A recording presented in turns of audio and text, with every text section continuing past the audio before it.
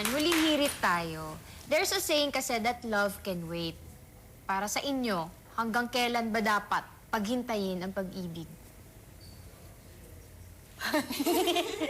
Para namang matatanda na tong kausap natin. Ang hirap kasi sagutin ng question eh. Pero tingin ko para sa akin, kung kailan na lang yung tingin mo, mafe-feel mo lang yun eh. Mafe-feel mo na lang yun bigla. Parang gano'n na parang, oops, teka muna, feeling ko stable na ako, ganyan. Feeling ko okay na ako. At pwede na. Time ko na para settle down.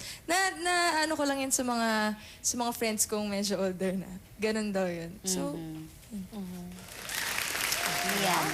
Palakpak. Wow. Okay. Well, kapag unsure ako about something, I ask the opinion of other people. Like, people who should know better than you. For example, God or my mom.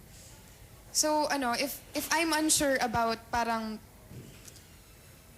if I should start settling down na, or if I should keep working, keep focusing on myself, or should I change my priorities already, I'll ask God.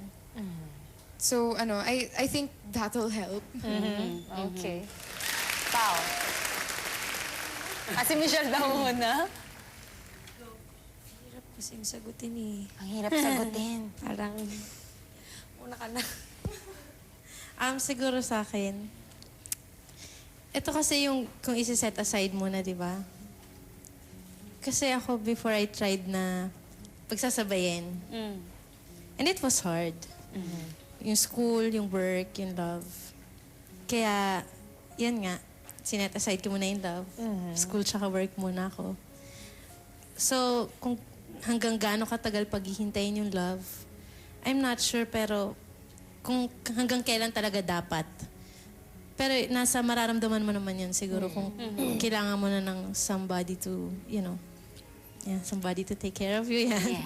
Aside from your I parents. want somebody to love. Mga ganon. Ka naman. Oh, Michelle.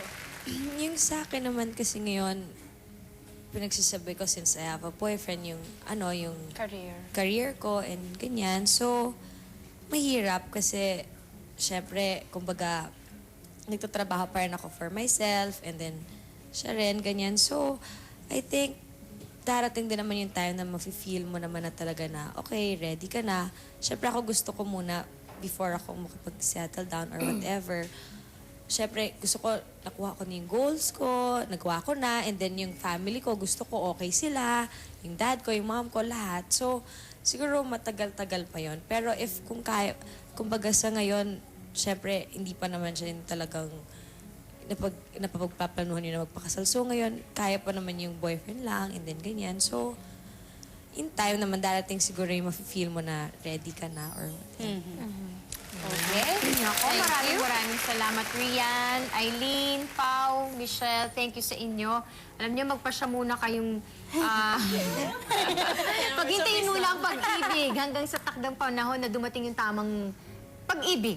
Ayan. At sana makatagpo kayo ng partners na talagang mamahalin kayo at sasambahin kayo. Sasambahin? Alam niyo ba, yun ang wish ng lahat ng moms para sa kanilang mga anak. Correct.